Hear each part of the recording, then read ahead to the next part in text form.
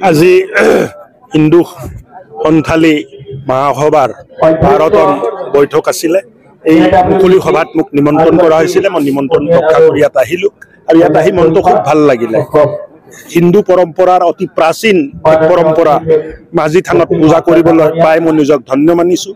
আদিবাসী সমাজ আমাৰ সমাজৰ এক অভিন্ন অংগ আৰু আদিবাসী সমাজক বাদ দি এই সমাজৰ ৰচনা হ'ব নোৱাৰে।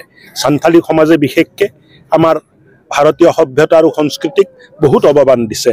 ভগৱান পৰশুৰামৰ সন্তান ভগৱান ৰামৰ আশীৰ্বাদপ্ৰাপ্ত সন্থালী সমাজ, আমাৰ ওৰাং সমাজ, আমাৰ আদিবাসী সমাজ সদায় ৰাম আৰু পৰশুৰামত বিশ্বাস কৰি চলে।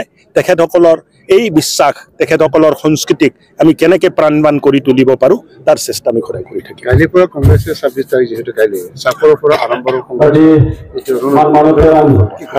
কংগ্ৰেছে অহাকালিৰ পৰা চাপৰৰ পৰা পলিটিকেল ৰণ কৰিছে।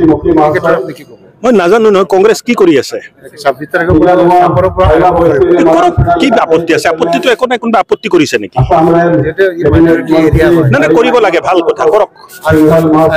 31 তাৰিখত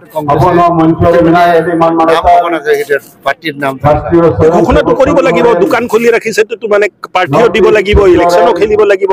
কিন্তু নিজিকে প্ৰব্লেম এইটোৱে, কংগ্ৰেছৰ দোকানত আৰু এতিয়া কোনো নাযায়। কংগ্ৰেছৰ চমকটো শেষ হৈ গ'ল।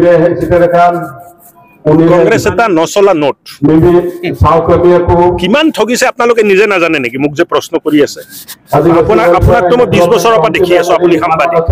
কংগ্ৰেছে কিমান ঠগিলে মানুহক।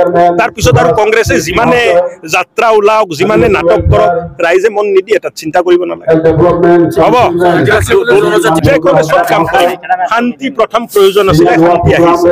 শান্তিৰ পিছত উন্নয়ন, তাৰপিছত য'ত য'ত অসুবিধা আছে এই কামবিলাক